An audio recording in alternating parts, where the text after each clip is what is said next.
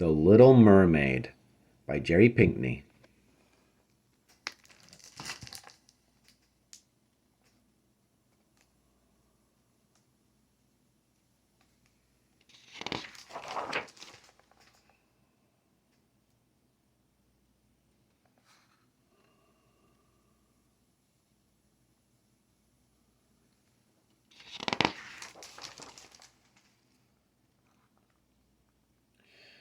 Far out in the ocean and miles below the surface, two realms sat divided by sea mountains. On one side of the ridge lived a powerful sea witch, whose greedy heart cast a shadow over everything that tried to flourish. On the other side, the merfolk kingdom shimmered with light. There the Sea King and his 4 daughters dwelled in an elaborate coral castle.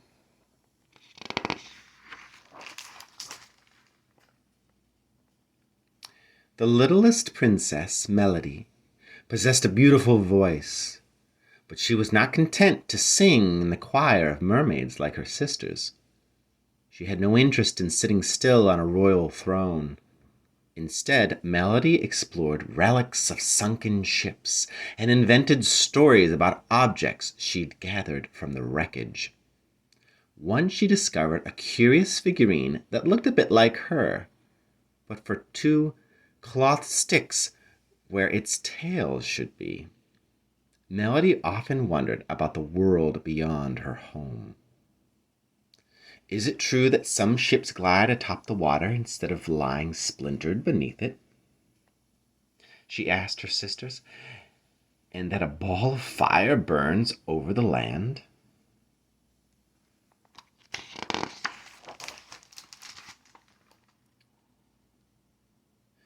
You and your daydreaming and silly stories, they huffed.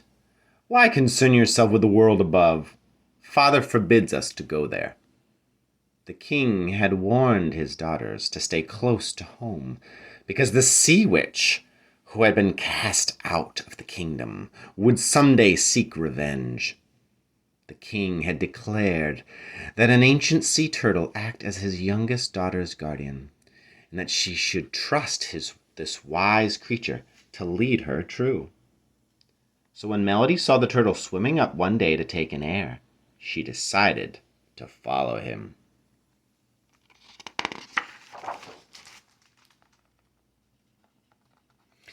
The little mermaid trailed the turtle until at last she burst through the water's surface. Ah, she exclaimed. How strange it felt for half of her body to be shivering in the early morning air, while her tail remained warm below. But a fiery ball rising in the sky offered comfort. As waves crashed around her, Melody saw whales breaching, fish flying, and turtles bobbing in the foam. Beyond, she spotted a sliver of sand on the horizon. Moving closer, Melody saw a figure on the beach. To her astonishment, it had 2 stick-like legs, just like the doll she'd found.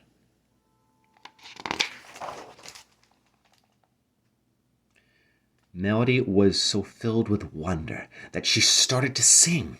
As her voice carried on the wind, the figure turned and waved. A friend, Melody thought, with joy. Just then, Melody felt a sharp tug on her tail.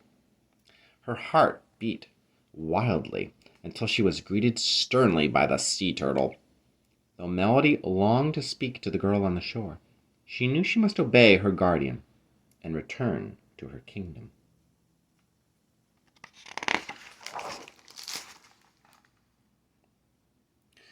Alone with the relics of the world above, Melody thought of the girl and her friendly smile. The girl could never come to the Sea Kingdom, of course, and Melody could never walk on the shore. Perhaps the only friends she would ever have would be those she imagined.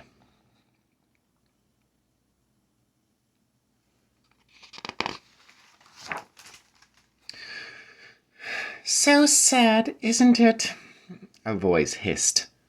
Melody was startled to see a sea snake slithering in the mire.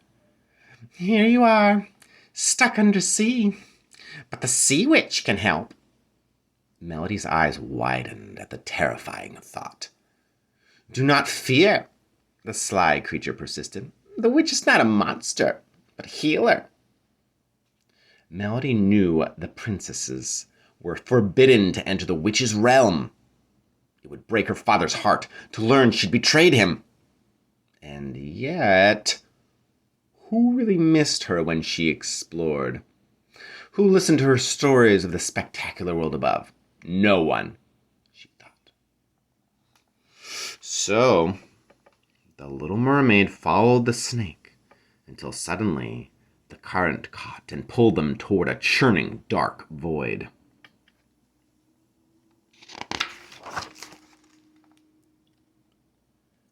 In the heart of the sea witch's lair, the evil creature greeted Melody with a stare that burned through the depths. You want legs, is that it? The witch croaked. Legs? Melody thought of her doll. Why, yes, I suppose. I just want a friend. Ah, a friend. Well, what do you have to offer me? The witch snapped. I can give you one of my treasures, Melody began. A compass, rope, sea glass.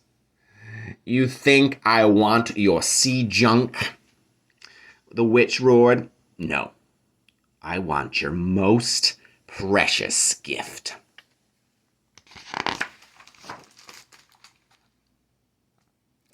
The sea witch filled a small bottle with potion. I've heard the voice of yours, so pure, so majestic, so strong, the witch rasped, holding out a seashell toward Melody's lips. You can have legs, my child, but I will have your voice. Melody shuddered. Her voice? She wouldn't be able to talk or laugh or sing? Come here, child, the sea witch beckoned. Sing for me. And your legs, your friend, your dreams, all of it will be yours. Hesitating, Melody remembered the welcoming wave of the girl on the shore, the only one who seemed to care. As you wish. Melody took the shell from the witch, began to sing her stories into it, the power of her notes rising with every breath. When she had no melody left, she passed the shell back to the sea witch, who pressed the bottle into the mermaid's hand.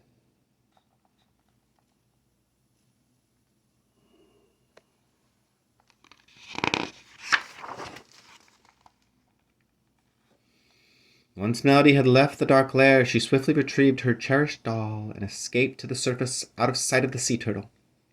As she emerged close to the shore, she saw a pearly disk hanging in the sky. This was surely one of the most beautiful things she'd ever seen. She watched tiny turtles scurrying in the sand and birds flying overhead. This is where I want to be, she thought. Taking a deep breath, she drank the potion down.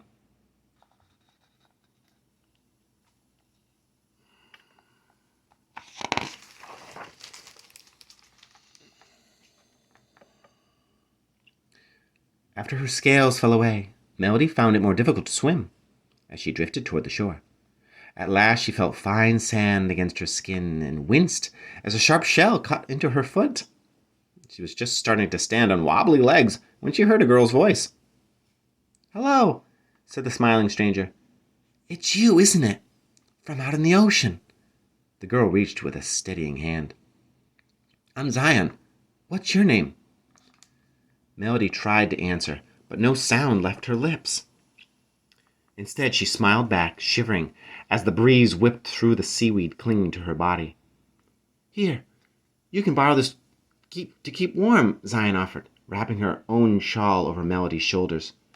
Do you want to play? I'm chasing butterflies today.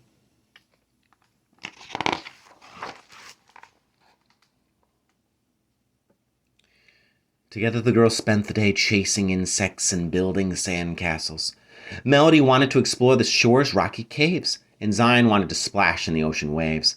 They did both until the sun started to lower in the sky. Though Melody could not speak, the two girls felt a surprising kinship. They both had a love of creativity and adventure. You're the best friend I've ever had, Zion confessed, and Melody's heart sang when she heard the word friend. Zion gazed intently at her now. At first I thought you were a mermaid, but that couldn't be. Where did you come from? Why can't you speak?"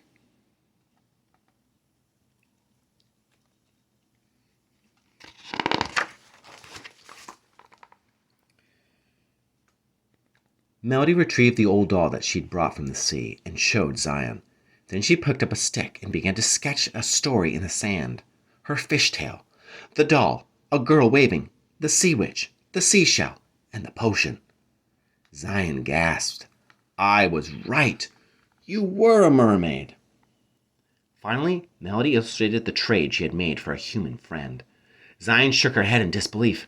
"You gave up your tail, your home, and your voice for me?"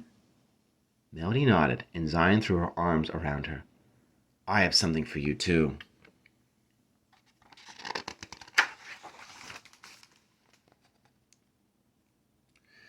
Zion ran to her house and returned holding a glass jar with a strange object inside.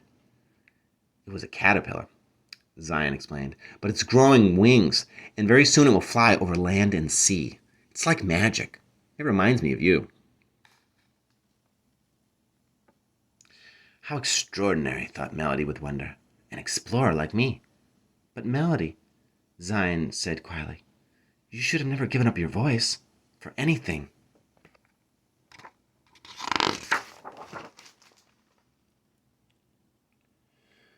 Remembering the bargain she had made, Melody spotted a seashell nearby like the one she used to cast the spell. She put it wistfully to her ear, and to her surprise, a distant echo of her own voice resonated from inside. But now the sound was witchy, wild, and frightening. Then a different sound called to her from within the shell. "The sea witch has risen," came the voice of the sea turtle. "Your family is in trouble. Come."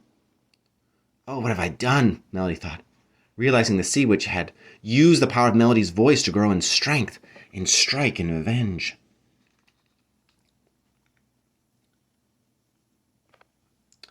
Though Melody had no voice, she could still cry tears.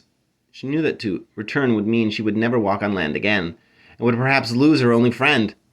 She passed the shell to Zion, who'd heard the warning and the summons. "I understand you must leave," Zion said sadly, "but I'll always be your friend."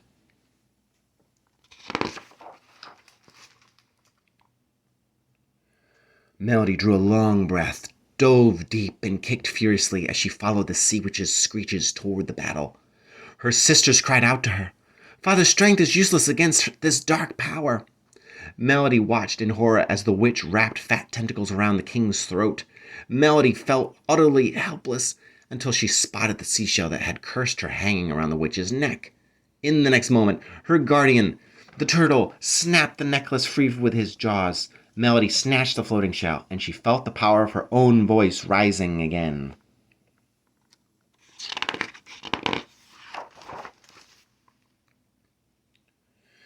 She shouted with a strength she never knew she had. "No!"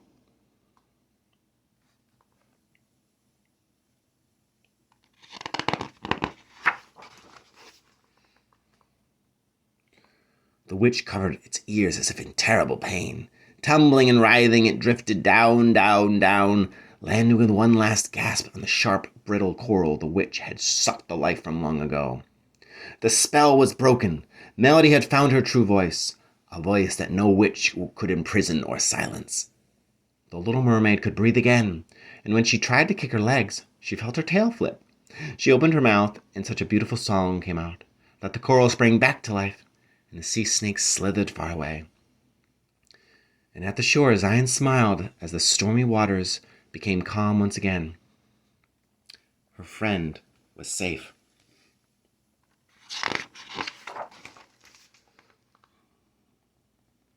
Now Melody's family listened eagerly as she told them about the world of people, sand, trees, and things that fly.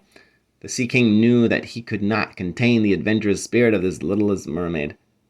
Zion visited the shore when her treasure in the glass jar was fully transformed, and released the butterfly for Melody. It soared over the sea with its message of change and hope. And far out in the ocean and miles below the surface, the merfolk dwelled in a kingdom of light.